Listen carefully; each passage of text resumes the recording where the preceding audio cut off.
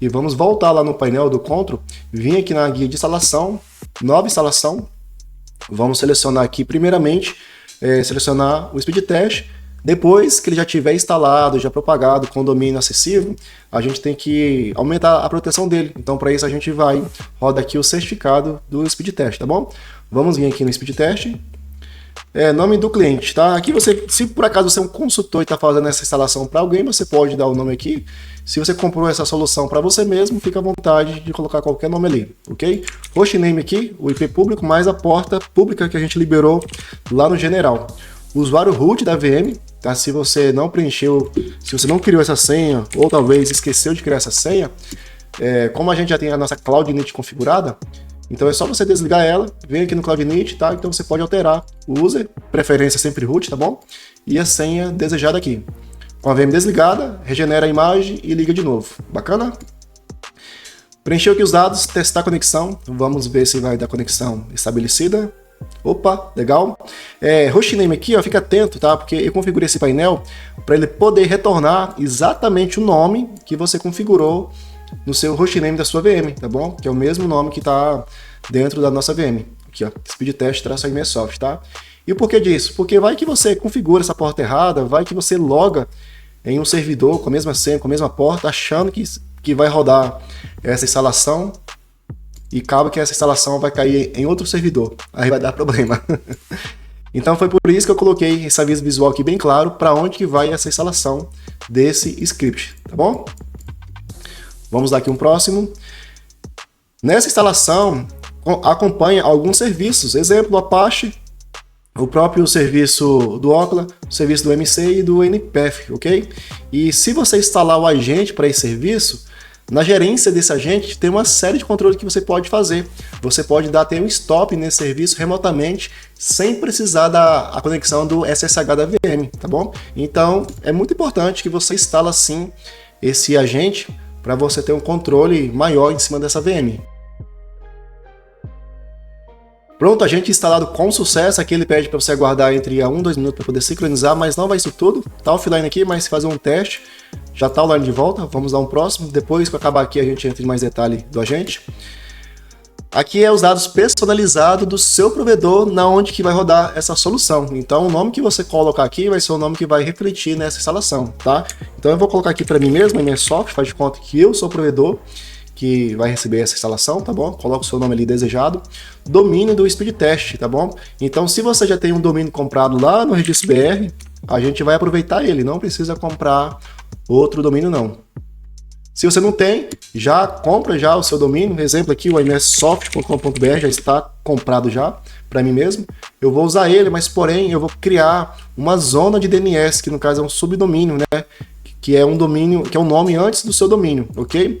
Essa criação de zona de DNS pode ser feita aqui dentro do próprio Registro BR, ou quando você já tem uma hospedagem, tipo eu aqui, a gente tem essa hospedagem do cPainel, que a gente vende aqui soluções de website com hospedagem. Então, essa criação da zona de DNS é feita aqui dentro. Editor, zona de DNS. Aqui está o meu DNS principal, então o Registro BR não está mais gerenciando esse meu domínio. Deixa eu logar aqui na minha conta do meu Registro BR, só para eu demonstrar mais de perto para vocês. Aqui na minha conta do meu registro eu tenho alguns domínios registrados para alguns clientes, mas eu vou pesquisar aqui pelo meu, mssoft.com.br. Quando você não tem nenhuma hospedagem apontada, quem vai gerenciar o seu domínio é o próprio Registro BR. Aqui não vai aparecer, tá? Mas geralmente quando você não usa, igual eu estou usando aqui, aqui vai aparecer o campo de você criar mais zona de DNS. Aqui no meu cenário, como eu tenho a hospedagem, então eu estou dizendo para o Registro BR na onde que eu vou gerenciar esse meu domínio, tá? Então eu estou apontando para minha hospedagem. Se você, algum cliente nosso, já tem site, já tem hospedagem, então é provável que vai estar com as configurações, algo desse sentido, algo parecido, e é quase provável que você vai ter também o acesso do cPainel para fazer esse controle, tá? Porque a partir do momento que a gente faz essas configurações aqui de DNS, quem vai gerenciar agora o seu domínio é o cPainel, ok? Descendo aqui para baixo, tem um campo editor de zona de DNS. Aqui está o domínio sendo gerenciado pelo nosso cPainel. vamos em gerenciar, e aqui é onde que a gente cria a nossa zona de DNS, que é o mesmo subdomínio. Deixa eu fazer aqui uma pesquisa, eu já tenho criado já. Esse mesmo formato que eu vou adicionar registro, seria também para você fazer aqui dentro. O botão, ele não aparece aqui porque eu estou usando de outro modo, tá? Mas para você, caso você acabou de comprar e você quer fazer essa gerência, esse controle aqui dentro mesmo, vai aparecer o botão aqui para você adicionar esses registros. Então, o que eu vou ensinar aqui do lado do cPainel é a mesma coisa que você vai criar aqui também, tá bom? Que no caso é um subdomínio. O motivo que eu entrei aqui nessa zona de DNS antes da gente terminar essa instalação, porque o correto é a gente terminar essa instalação e depois criar a zona de DNS, ok? O motivo é isso aqui, ó, nessa parte do domínio do speed test, para você estar ciente da forma que configura, tá bom? Então vocês podem ver que vai iniciar com speedtest ponto e o seu domínio.com.br, que é o mesmo exemplo que a gente montou aqui, tá bom? Lá, speedtest ponto e o nosso domínio. Se a gente adicionar aqui registro, ó, nome do campo, speedtest. Aqui no cPainel, só o fato de eu sair desse campo, ó, ele já auto-preenche para mim com o restante do domínio. E aqui a gente coloca o nosso IPv4 público dessa VM e também o IPv6. Mas antes de eu fazer essas edições e salvar aqui dentro, deixa eu excluir isso aqui que a gente vai fazer do zero, tá? Eu só entrei aqui mesmo só para eu demonstrar essa criação da zona de DNS, a forma que fica, para você conseguir preencher aqui dentro, ok? O nome que você quer, de preferência speedtest, que é o padrão que a gente está acostumado a usar, ponto e o seu domínio, beleza? O nome do hostname eu vou manter, que é o mesmo nome que está aqui, tá bom? Então, caso você tiver diferente lá, vem aqui, copia esse nome que está aqui dentro, para manter o mesmo nome do hostname, e cola aqui dentro. Bacana? NPF username. O NPF é um pouquinho meio chato para poder fazer ativação. Assim, quando você termina de instalar os pacotes que eles precisam, e quando a gente envia o formulário de ativação, eles solicitam que você manda para eles o acesso dessa VM, e o usuário que você passar para ele precisa ter acesso root, tá bom? Então, para poder acelerar mais ainda, nessa instalação a gente já deixa configurado aqui já para você informar qual que vai ser o usuário e a senha que você vai informar lá para a NPF, ok? Depois que já estiver pronto, que já fizer a ativação, você pode bloquear, né, suspender esse usuário, tá bom? Então, o username para a NPF e a sua senha desejada que a NPF vai usar. Aqui eu deixo mais informações sobre esse username e a senha. A CL list, isso aqui é muito bom e eu vou te explicar os detalhes para que é esse whitelist, tá? O speed test, para quem não sabe, ele é público, ok? Você tem que ativar ele na rede. Ali, se a VM não tem IP público direto na interface, você tem que fazer a abertura de porta para ele ficar acessível para a rede. Se por acaso se você bloquear os acessos externos para que somente os seus clientes façam teste, a Okla, eu não sei os demais, mas a Okla mesmo corta na hora o seu servidor. Não tem dessa, tá? Ou você deixa online acessível para todo mundo usar, caso contrário, a Okla restringe na hora. O que a gente desenvolveu aqui dentro desse script foi o whitelist. Aqui é o seguinte, conforme eu explico aqui, pode dar uma pausa no vídeo para vocês lerem, vocês têm que informar o bloco de IP público do seu provedor. Se você tem aquele IP público que você recebe emprestado da sua operadora, talvez seja um /30, um /29, um /28, informe esse bloco já completo aqui dentro. Se você tem ASN, IPv4, IPv6, ou você está pegando IPv6 também emprestado da operadora, também já informa todos os blocos de IP público, tá? Que você tem aí no seu provedor. Bloco de IP de rede local, exemplo, 192.68, 10.0, 172.16, 100.64, não precisa informar, ok? Informando que o seu bloco vai criar uma proteção a mais, uma camada de segurança para o seu servidor.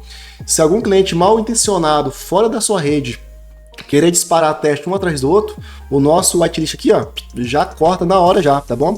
Essa limitação é feita aqui embaixo, ó, nesse ACL Rate Limit.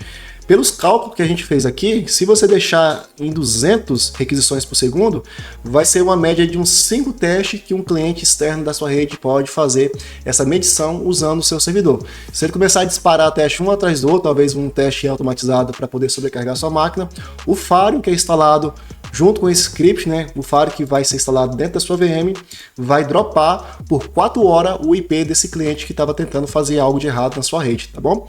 Então isso aqui é muito bom de vocês preencher com o bloco do seu IP público. Caso se você não preencher, essa proteção a mais não vai ser ativada, ele simplesmente vai ignorar e não vai ter essa proteção. Para mim, eu tenho somente um IP público, que é o mesmo IP que chega aqui no meu discador, né? Então aqui eu posso informar ele, e também como é só ambiente para teste, talvez eu nem precise informar, né? Mas eu vou informar aqui, ele é um /32, porque está chegando no discador, mas pode estar chegando para você /30, né? /29, né? 28, vê certinho qual que é a sua IP. E um detalhe muito importante que as pessoas se perdem quando tem um bloco maior, exemplo, Adriano, eu tenho um IP aqui, final X é /28, mas aqui você tem que informar qual que é o início do bloco. E se você não sabe qual que é o início do seu bloco, volta aqui no IP address, na sua MikroTik, vem aqui em IP address, só cria, mas não salva, tá? Não aplica, não dá ok. Joga o IP público que você acha que você tem, tá bom? Você tem que saber qual que é o seu IP público aí, já pelo menos. E você vai informar qual que é a máscara dele. Vamos supor que você deduz que é um /29, né? Então você vai passar o mouse em cima aqui, ó, e você vai descobrir o início desse bloco. Ali tá informando ali que é o 160, tá bom? Então você vai voltar lá no nosso painel e informar o começo do seu bloco, ó. 160/29. Isso aqui é via de regra para qualquer software que você vai informar a máscara, tá? Sempre tem que informar o começo do bloco. Isso aqui não é limitação do nosso painel. Se você tem mais de um IP, às vezes você pega link com 2, 3 operadoras aí, pode estar informando, né, os IPv4 e o IPv6. Eu deixei aqui 8 campos disponíveis para poder informar os blocos, tá bom? IPv6, eu até poderia informar aqui o IPv6, tá? Que é só eu vir aqui no IPv6. Se você não sabe qual que é o bloco, IPv6 é complicado, tá? Deixa eu passar aqui um macete meio por cima. Se você não sabe qual que é o bloco certinho e tudo mais está meio perdido, eu recomendo que você libere o bloco completo do IPv6. E como que você descobre esse bloco do IPv6, tá? O primeiro passo, geralmente, o IPv6 tem um controle, uma gestão melhor do que o IPv4.